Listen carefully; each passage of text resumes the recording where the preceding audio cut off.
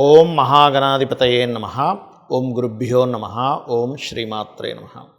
పరమేశ్వర స్వరూపమైనటువంటి జ్యోతిష, వాస్తు మరియు ఇతర అనేకమైనటువంటి శాస్త్రములను మనకు అందించినటువంటి మహర్షులకి నమస్కారం. హయగ్రీవ హయగ్రీవ హయగ్రీవేతియో వధేత్తస్య నిస్సరతే వాణి జహ్నుకన్యా ప్రవాహవత్. అరుణాం కరుణాతరంగితాక్షీం ధృతపాశాంకుశపుష్పభానచాపాం అనిమాదిభిరావృతాం మయూకైః అహమిత్యేవ విభావయే భవానీం. శ్రీమాత్రే నమః. ప్రేక్షకులకి ఆ లలితాంబిక అమ్మవారి యొక్క అనుగ్రహం పరిపూర్ణంగా కలగాలని మనస్ఫూర్తిగా కోరుకుంటూ మనం ఈరోజు చెప్పుకోబోయేటువంటి టాపిక్ ఏమిటి అంటే, అసలు ధన సంబంధించిన సమస్య ఎందుకు వస్తుంది, బ్యాంక్ బ్యాలెన్స్ ఎందుకు ఉండదు, నిలువధనం ఎందుకు ఉండదు, 4 రూపాయల జేబులో ఎప్పుడు ఉండకపోవడానికి కారణం ఏంటి, డబ్బులకి ఎందుకు ఇబ్బంది పడుతూ ఉంటాం, ఒక్కొక్క లగ్నం నుంచి, లగ్నం తెలియని వారి రాశి నుంచి నేను చెప్పేటువంటిది పాటించినట్లయితే ఖచ్చితంగా బాగుంటుంది. అదేవిధంగా మరి date of birth, time of birth కూడా లేని వారు చేసుకోవాల్సినటువంటి ముఖ్యమైనటువంటి పరిహారాలు ఏమిటి, మంత్రం ఏమిటి అనేటువంటి స్పష్టంగా చెప్తాను.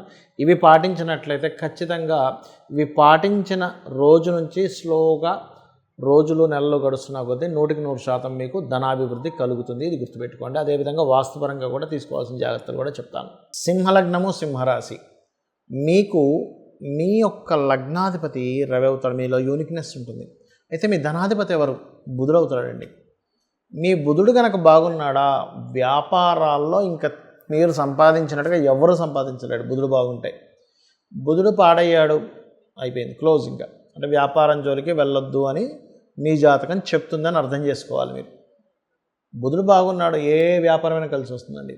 ఈ వ్యాపారం ఆ వ్యాపారం కాదు. కొంతమంది మనం చూస్తుంటాం, ధీరుభాయ్ అంబానీ, లేకపోతే ఒక రకరకాల వాళ్ళు ఉన్నారు మనకి. టెస్లా అధినేత, మనం చాలామంది పేర్లు చెప్పొచ్చు, బిల్ గేట్స్. ఇట్లాంటి వాళ్ళంతా ఏంటంటే బుధుడు బాగుంటాడు. వాళ్ళకి సెకండ్ అండ్ 11th లార్డ్షిప్ బుధుడు అవుతాడు. కొన్నిసార్లు వేరే గ్రహానికి సెకండ్ అండ్ 11th లార్డ్షిప్ వచ్చి బుధుడు కనెక్ట్ అవుతాడు. అట్లా రాణిస్తారు. బుధుడు పాడవయ్యాడు. చాలామంది అడుగుతుంటారు, ఏమండి నాకు బుధుడు పాడయ్యాడు కదా, మా జీవిత భాగస్వామి పేరు మీద నేను వ్యాపారం చేయొచ్చా అంటూ ఉంటారు. వాడు గుర్తుపెట్టుకోండి, మీ జాతకంలో పాడైతే మీ జీవిత భాగస్వామి కాదు కదా, పక్కింటోళ్ళ పేరు మీద కాదు కదా, ఎదురింటోళ్ళ పేరు మీద కాదు కదా, ఎవరి పేరు మీద చేసినా రాదు. అయితే ఇక్కడ ఒక ఇది ఉంది. ఎలాగా అంటే, మీరు ఆ ధనాన్ని పూర్తిగా వాళ్ళకి అప్పుగా ఇచ్చేసినట్టుగా రాసేసుకొని ఇంక వదిలేసి అక్కడ మీరు ఏదైనా ఎంప్లాయీగా పనిచేస్తున్నట్టుగా చూసుకుంటూ ఆ కంపెనీ నేను చూసుకుంటాను కానీ ప్రతి రూపాయి వాళ్ళకే చెందుతుంది అన్నట్టుగా ఒక సిస్టమ్ తయారు చేసుకుని వాళ్ళ జాతకంలో ధనయోగాలు ఉంటే అప్పుడు యోగిస్తుంది. అలాగే ఈ సింహలగ్నం వారికి ముఖ్యంగా పంచమ స్థానం కూడా లక్ష్మీ స్థానం. అయితే ఈ పంచమ స్థానం బాగుంటే షేర్స్లో విపరీతం కలిసి వస్తారండి వీళ్ళకి. బుధుడు గురువు కనుక బాగున్నాడు సింహలగ్నానికి, ధనయోగాలు బ్రహ్మాండంగా ఉన్నాయి.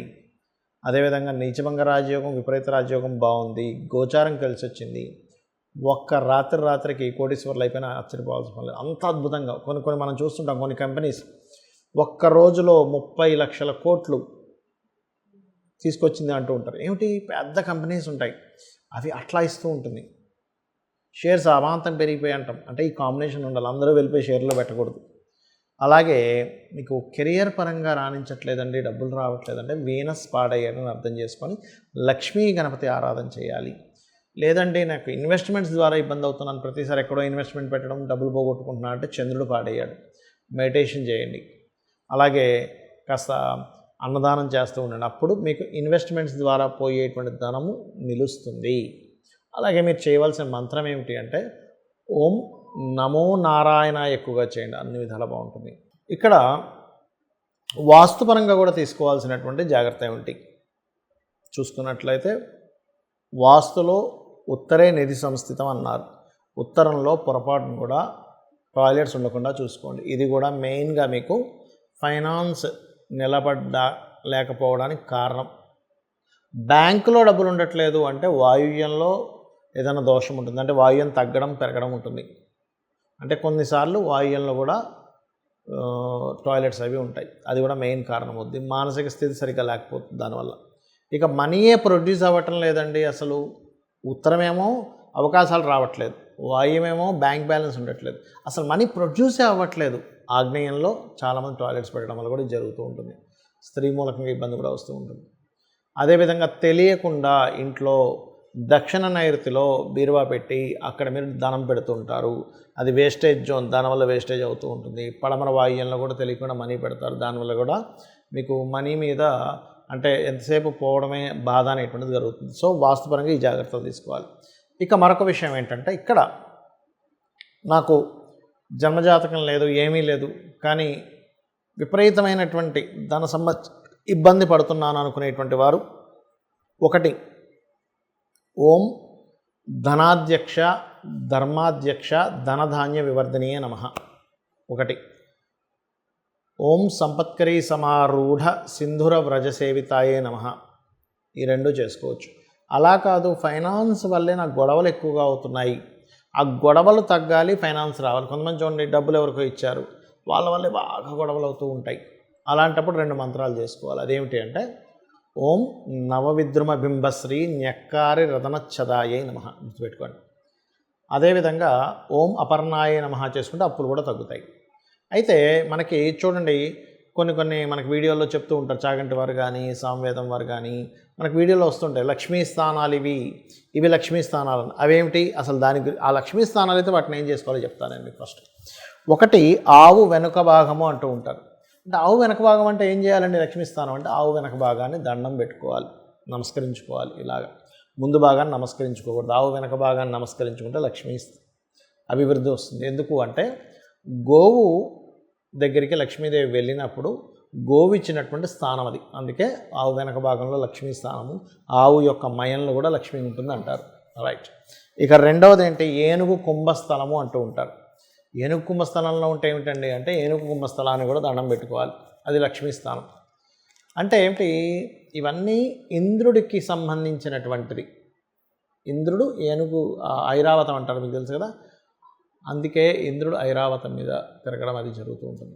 అదేవిధంగా మారేడు దళం, మరి మారేడు దళం అంటారు కదండి, లక్ష్మీ స్థానం అంటుంటారు, మారేడు దళంలో ఉంటుంది అంటారు కదా. ఏం చేయాలి అంటే, మారేడు దళంతో ఈశ్వరుణ్ణి కనుక పూజించినట్లయితే లక్ష్మీ సిద్ధిస్తుంది. వెంటనే ఏమంటారంటే చాలామంది, ఏమండి మాకు తెలిసిన వాళ్ళు చాలామంది చేస్తున్నారు, కానీ వాళ్ళు ఏం పెద్దగా కోటీశ్వరులు అవ్వలేదండి అని వెంటనే చెప్తూ ఉంటారు. కానీ ఇక్కడ ఏమిటంటే, లక్ష్మి అంటే కేవలం నోట్ల కట్టలు మాత్రమే కాదు అనే విషయాన్ని మనం అర్థం చేసుకోవాలి.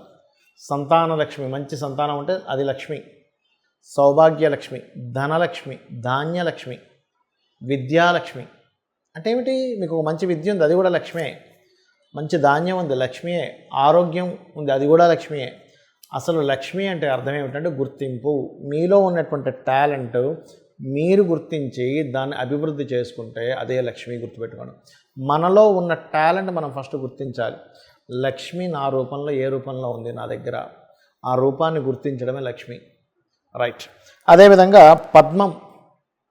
పద్మంలో లక్ష్మి ఉంటుందంటారంటే ఏం చేస్తారు అంటే, పద్మాలతో లక్ష్మీదేవిని అష్టోత్తరం చేస్తూ పూజిస్తే లక్ష్మీ అభివృద్ధి. పద్మాలతో హోమం కూడా చేస్తారు.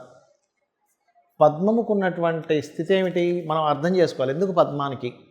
పద్మం వాటర్లో ఉంటుంది, బయటికి చక్కగా విచ్చుకొని ఉంటుంది. కిందని చూస్తే, దాని కాడ కింద చూస్తే మొత్తం అక్కడంతా నాచు బురద ఉంటుంది.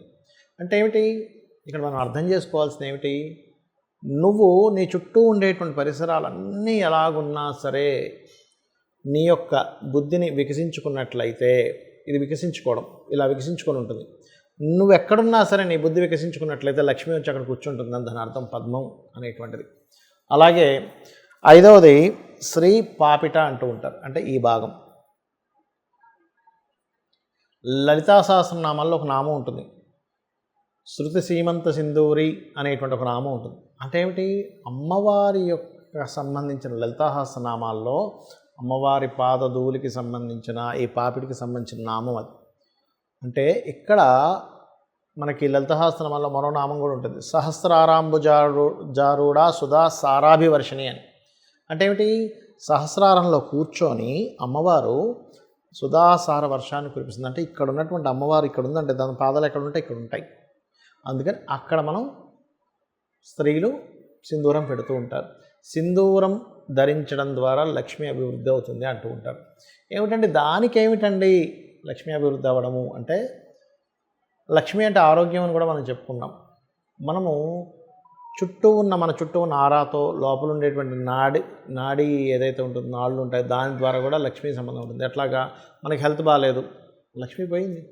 ఆరోగ్యమే కదండి అన్నిటికంటే ముఖ్యం. ఎంత డబ్బున్నా హెల్త్ బాగాలేదు అనుకోండి ఏమంటారు, డబ్బులు లేకపోయినా పర్లేదు కానీ ఆరోగ్యం బాగుండాలని అంటాం. ఈ సుధాసార వర్షాన్ని ఎప్పుడైతే ఆవిడ కురిపిస్తుందో 72,000 నాళ్ళు తడుస్తున్నాయో మన ఆరోగ్యము, మన సౌభాగ్యం అన్నీ కూడా ఆవిడ అనుగ్రహంతో నిండుతున్నాయన్నమాట. దానికి ఆవిడ కృతజ్ఞతగా ఇక్కడ పెడతాము. ఇక్కడ ఎప్పుడైతే ప్రెస్ చేస్తుంటారో కొన్ని మనకి సనాతన ధర్మంలో ఏంటంటే ఇది తాడే అంటారు, ఇక్కడ ఆజ్ఞాచక్రం ఉంటుందంటారు. అలాగే ఇక్కడ సహస్రారం సంబంధించినటువంటిది ఉంటుంది. కాబట్టి ఇక్కడ ఇలా ఎప్పుడైతే సింధూరంతో చేస్తుంటామో ఇలాగా స్త్రీలకి ప్రత్యేకంగా పాపిట మధ్యలో అది గొప్ప యోగంగా మారుతుంది. అదే కాకుండా భర్త ఆయుష్ని పెంచుతూ ఉంటుందని చెప్తూ ఉంటారు. భర్త కూడా లక్ష్మీ కదండి, వాళ్ళకి భార్యకి భర్త లక్ష్మి, భర్తకి భార్య లక్ష్మీ స్వరూపము. అంటే లక్ష్మి అంటే ఇక్కడ కేవలం డబ్బులో ఒక స్త్రీమూర్తినో చూడడం కాదు, క్షేమం కలిగించేది, గుర్తింపునిచ్చేది లక్ష్మి అని అర్థం. ఒక గుర్తింపు స్త్రీకి కానీ పురుషుడికి కానీ వాళ్ళ పార్ట్నర్ ఒక గుర్తింపు. ఈ రకంగా ఇవి చేసుకుంటూ నేను చెప్పినటువంటిది ఒక్కొక్క లగ్నానికి ఏదైతే చెప్పానో ఇవి చేస్తూ మీరు లక్ష్మీ అనుగ్రహం పరిపూర్ణంగా పొందాలని మనస్ఫూర్తిగా కోరుకుంటూ శ్రీమాత్రే నమః.